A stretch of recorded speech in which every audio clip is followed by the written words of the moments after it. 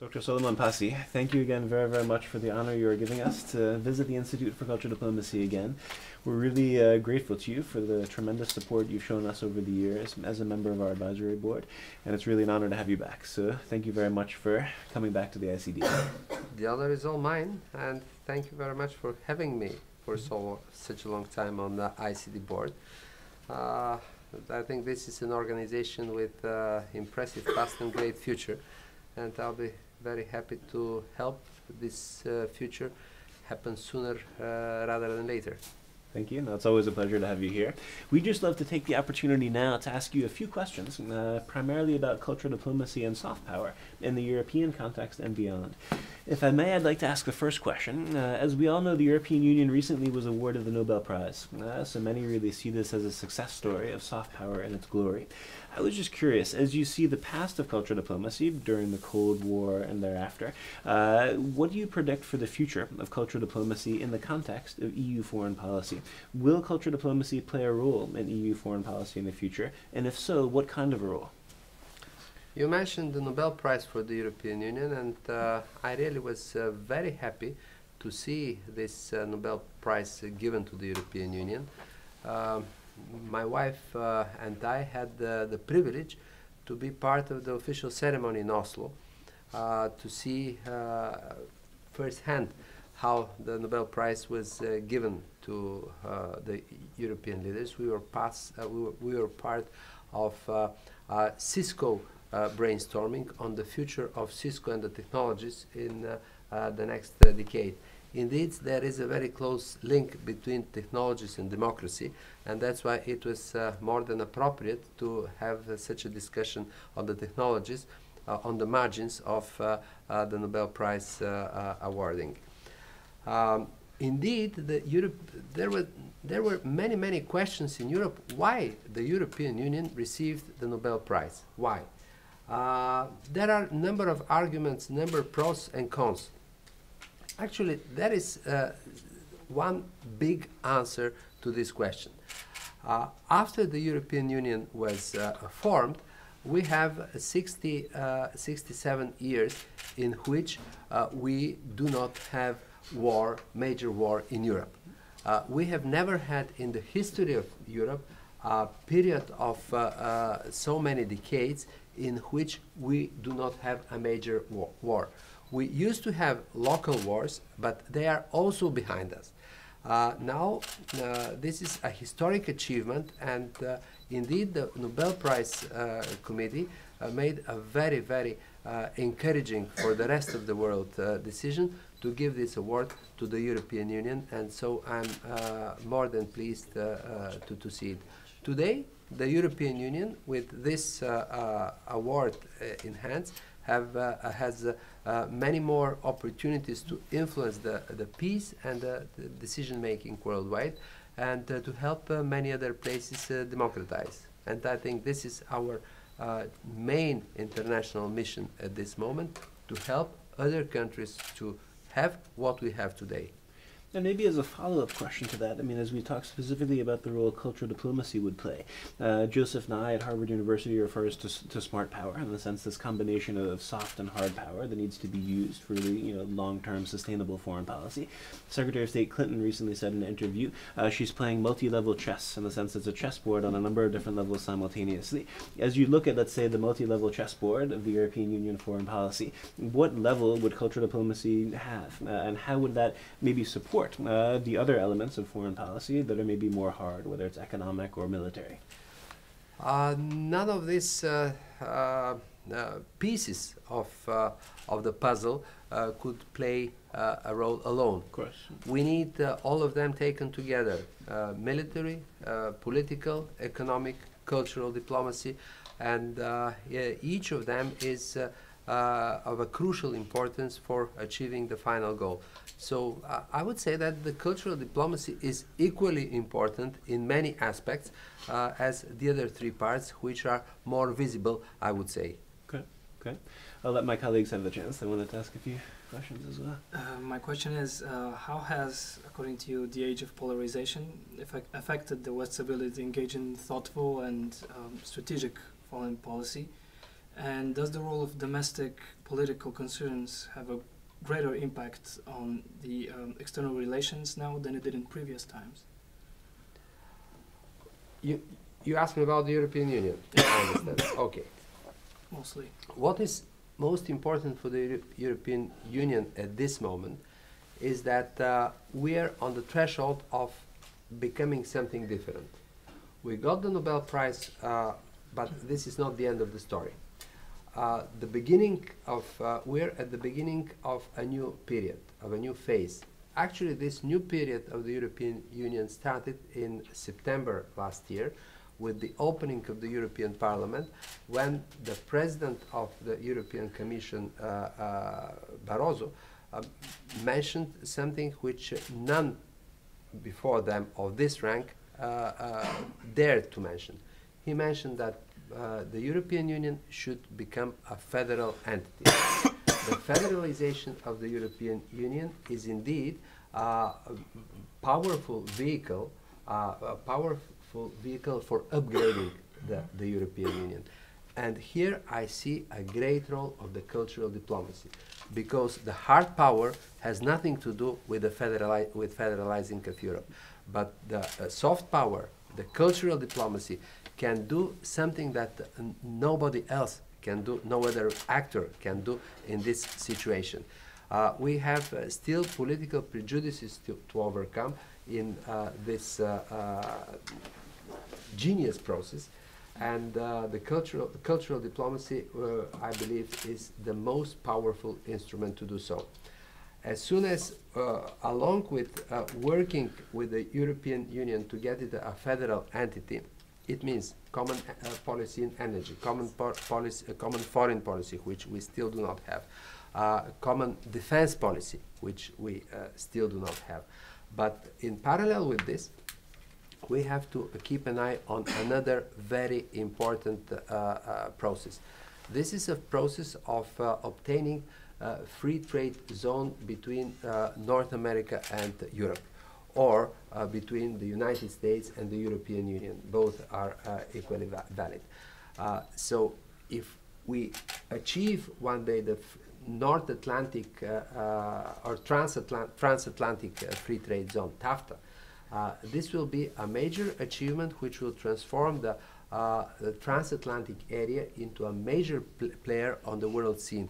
We are in a very heavy competition with China, with India, with Brazil, with other emerging, with Turkey, if you wish, with other emerging powers. And if the European Union or the Euro-Atlantic world wants to be a competitive player, we desperately need to go ahead with the free trade agreement between the two parts of the Atlantic. Thank you. Across the two parts of the Atlantic. My question to you concerns the financial crisis, and especially the EU.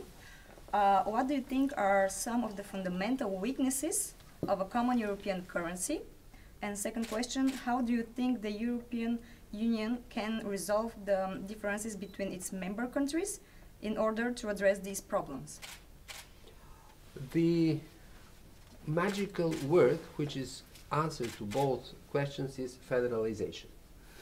The major drawback of the common currency of the euro is the fact that this currency is controlled from 12 to 16 different capitals.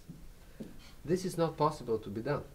The American dollar is controlled by one capital, by Washington, D.C. So we need much stronger role of the central bank. We need much better coordinated taxation policies between the member states. And once again, we need the European Union to become a unity, to become a real unity as far as financial policies are concerned. Can you imagine to have, let's go to 20 years ago, can you imagine to have the Deutschmark here in Germany, because we're here in Germany, controlled from Bavaria, from Hamburg, from Berlin, and from 3 other of the landers? It was absolutely impossible to imagine. And then why do you imagine that we can control the euro from 12 or 16 different capitals. This is impossible. Thank you. Should I go ahead with mine again? Yeah, sure. Of course. Some experts have said that there's a shift in the prime axis of international relations from the Atlantic to the Pacific. Do you agree with that? And and on a side note, how do you think this will affect NATO and the transatlantic relationship as a whole? Well, there is indeed stronger interest, stronger American interest into the Pacific area, but I would say that this interest has always existed. Now it is declared in public. So the difference is not that big. In the framework of the globalization, this is not against transatlantic cooperation. On the contrary, it very much supplements the transatlantic cooperation. We're speaking, and it becomes more and more realistic, of having in the transatlantic area new partners from the Asia-Pacific region.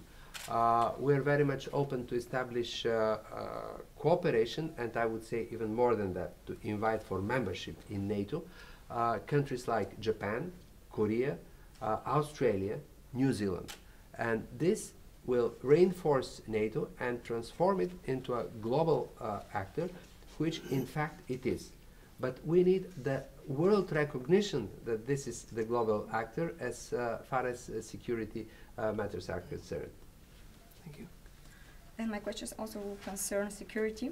Is it possible to improve the security paradigm in Western democracies by other means than armed intervention abroad?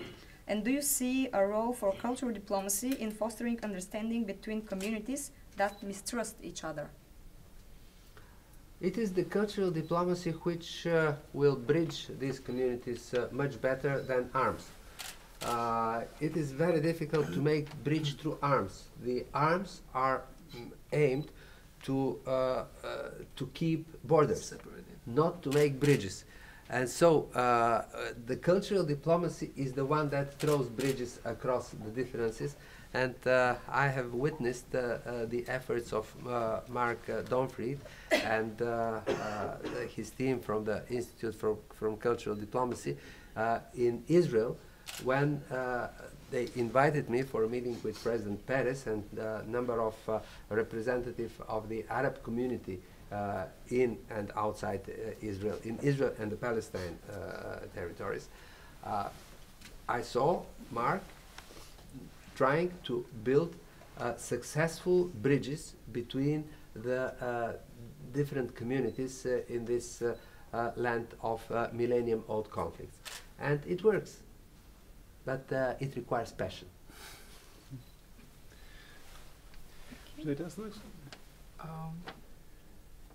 Okay, one more question. Concerning the expanding role of the EU, what do you think are going to be the opportunities and challenges for the EU global relations when it comes to dealing with terrorism? And do you think it is likely that a common defense policy outlining division of labor and role specialization will enhance or impair EU relations in combating such issues? EU, of course, will have very, very serious role in combating terrorism, but we need two things. The first one is common defense and foreign policy of the European Union. This is something that we don't have. Number two, we need much closer cooperation of the European Union as such with NATO as such. As of today, the cooperation between the European Union and NATO is not satisfactory. Actually, I would say it is awkward because there is a huge overlap between the membership of NATO and the European Union. We have 28 members of the European Union and 27 members of NATO, and 22 or 23 of them are overlapping members.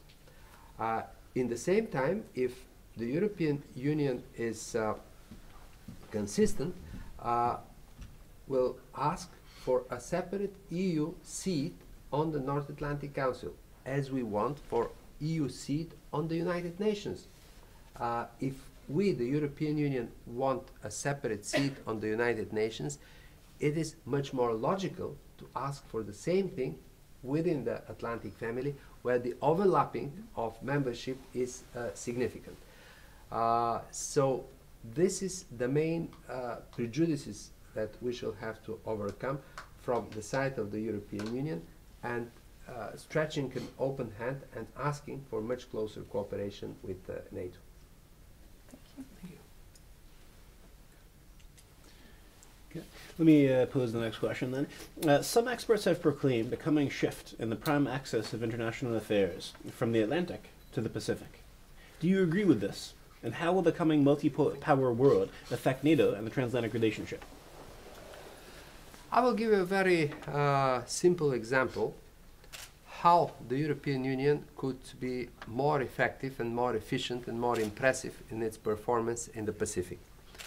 I had the opportunity to visit several times Korea, both North Korea and South Korea.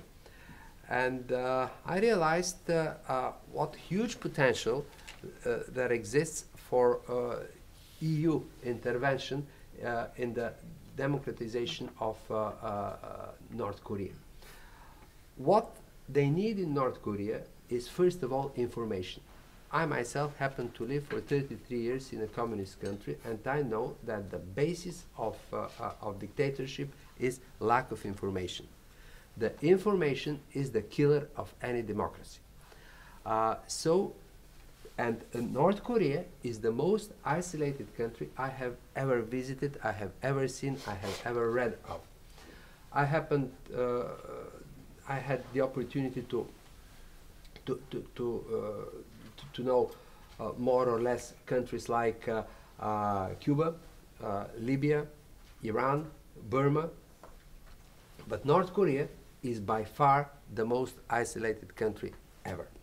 So, if we as European Union succeed to offer some incentives to the North Korean government in exchange of opening the North Korean society to information which to come from outside, this will be a great support for the democratization of North Korea and a great support to the unification of the Korean Peninsula. And here in Germany, it is very appropriate to talk about unification, because we have this. We have, in the past century, one unification of Germany, and in the previous century before that, we had unification efforts, successful unification efforts in Bulgaria, Soedinение too, which the two of you know very well. And so we, as Europeans, have the duty to export our experience to Korea. Unfortunately, after acquiring this experience in Korea, the Atlantic Club of Bulgaria tried several times to encourage the European leaders to get involved into the unification of Korea, but without any significant result. And I will give you an example why there is no visible result. Of all major powers worldwide, NATO, United States, Russia, China, Japan, Korea, all of them are in the six-party treaty, six-party talks on Korea. We have Turkey, Greece, we have 17 other important powers under the flag of the United Nations which are present there. The United Nations as such is there. Every major player is there. Australia, for example, is there, but not the European Union. So if we don't involve our foreign policy in such a major world's troubles, this is the biggest and the oldest world conflict which exists, which is the biggest heritage of the Second World War and the Cold War after that. So we don't, if we shy away from getting involved in such conflicts, we shall never become major European power. So this is one example which answers in details your question, which is a deep question with many ramifications, but this is just one aspect which gives a clear picture. Okay, and then the final question linked to that, at the Institute for Cultural Diplomacy, we observed three main areas or kinds of relationships where cultural diplomacy can be applied. Relationships where you have peaceful relations, two countries that want to work together, two countries at peace. Countries in conflict, where maybe they don't necessarily want to work together, and there's actually some terms of a conflict, either military or other means. Third category would be post-conflict, in the sense, what do you think cultural diplomacy can do in those examples? And maybe just to give a brief answer, what would be your favorite example, or do you have a favorite example of cultural diplomacy that succeeded?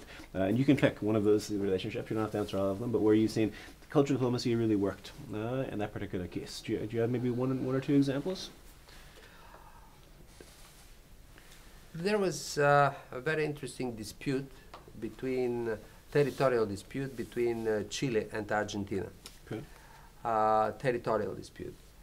And the relations between the two countries were in a bad shape, but both Chile and Argentina were wise enough to decide, well, we're not going to on war. For this, let's find a peaceful solution. And they decided to find an arbitrage to offer the solution. Well, they went to Pope John Paul II and told him, look, Pope, we want your wisdom on to arbitrate our dispute. The Pope told them, okay, I'm ready to arbitrate the dispute on one condition. And the condition is that whatever I give you as a solution will not be questioned by the two sides. They said, okay. So the Pope gave them a solution, they accepted it, and the problem was solved. Having said that, I'm coming back to the dispute between Slovenia and Croatia on the equatory of the two countries of demarcation of the equatory of the two countries. Who is the one to play the role of Pope John Paul II between these two countries? Is this the European Commission? Is this the European Parliament? I'll be very happy to see the Institute for Cultural Diplomacy to play the role and finding the solution on behalf of the two countries. Okay. We have our work cut out for us then. Dr. Passy, thank you so much for coming. It was an honor to have you back. Thank you. Thank you very much. Thank you. Thank you. And I have to confess that I have never been interviewed by 3 people in the same time. This is a premiere for me. Okay. Excellent.